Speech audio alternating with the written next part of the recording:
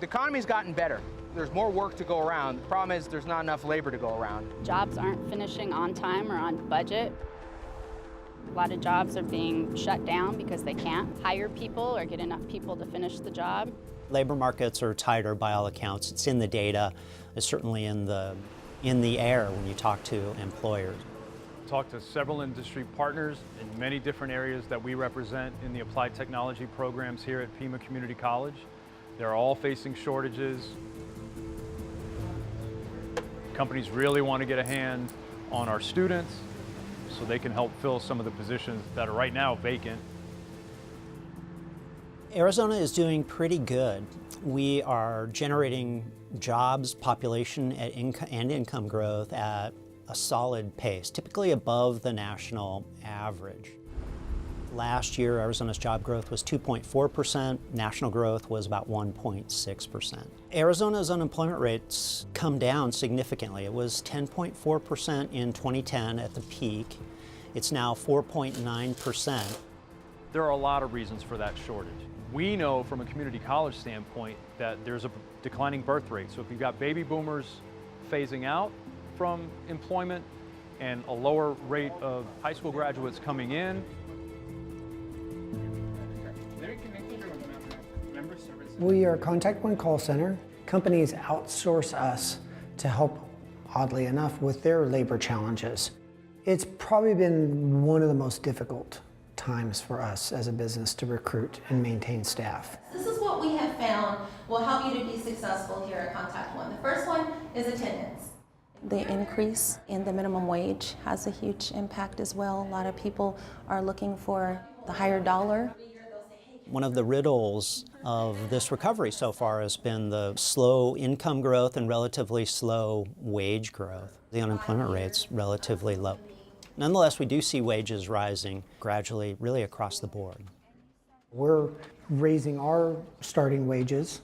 We offer benefits, health care. After a year or so, many of our employees might be taking advantage of all the bonuses and stuff. $13, $14, in some cases $15 an hour.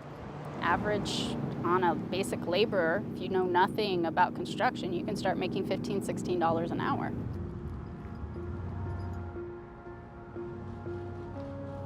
Construction jobs, which just took an incredible hit during the Great Recession, have hit bottom in the last year or so. Those construction jobs have been rising at a rapid pace, roughly 10% over the year. With the giant job losses, a lot of construction workers, we think, may have left the state, and the ones that are left have gotten older.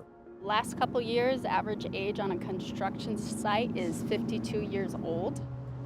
There's construction going up left and right in Tucson, and if we can't get people to work, then we're not going to be able to build anything. Workforce development has continued to be pretty much a #1 on the list for Arizona Transportation Builders Association.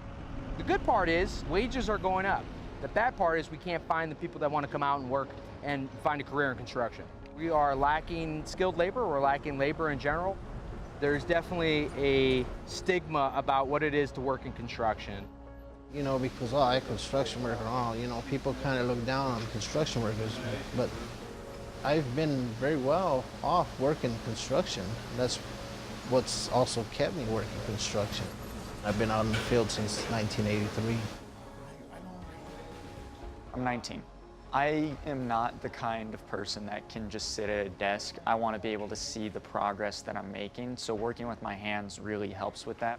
For a while, I was toying with the idea of going to the U of A for architecture. I decided that Pima was a bit more cost-effective. I could go 2 years and be specialized in either construction management or carpentry or one of the other construction trades. we've continued to push this 4-year route as the best way, the only way, and so there's just a real hazy knowledge or understanding of what's available. And I've heard employers also say that they need to do a better job of explaining the high-paying careers that are available. Data from 2016 from the Census Bureau shows that the median earnings for a resident of the state with a bachelor's degree are roughly $23,000 higher than wages for somebody with just a high school education. So that's a huge gap. There are always going to be people for whom college is not a great fit. And we need to make sure that they're aware of those job opportunities and the wages that are associated with those jobs. I think that a lot of people my age, they don't really think about there is the ability to go and be a home builder. There is the ability to be an HVAC repairman or installer. There's all of these other opportunities out there that they're just not even realizing are there.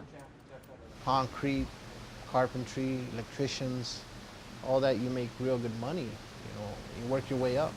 I'm 53 right now, and I'm already looking into retiring, but I'm taking a different course. I'm not saying it's easier, but something that I can fall back on once I retired of, you know, the HVAC, air conditioning. Keep looking for more skills, more things that you know how to do, because one thing that I think is clear is that the economy is going to continue to change at a rapid pace. Keeping up with that means that we're all going to be continually trying to learn new things. I think a lot of people felt that people were more expendable, I think, than they really are. And today's hiring environment is really proving that. We really do still need people to do the jobs and to do them well. When you want to solve a problem, you don't want to speak to computers. You don't want to leave a voicemail. You want to speak to a real person. The average worker should expect continuing favorable prospects in the labor market. As long as we avoid recession, the bargaining power, I think, will be with workers. It's daunting in the fact that there's so much out there that needs to be done, but it's also reassuring in the job security. There's always going to be that job for you because there's such a need for it.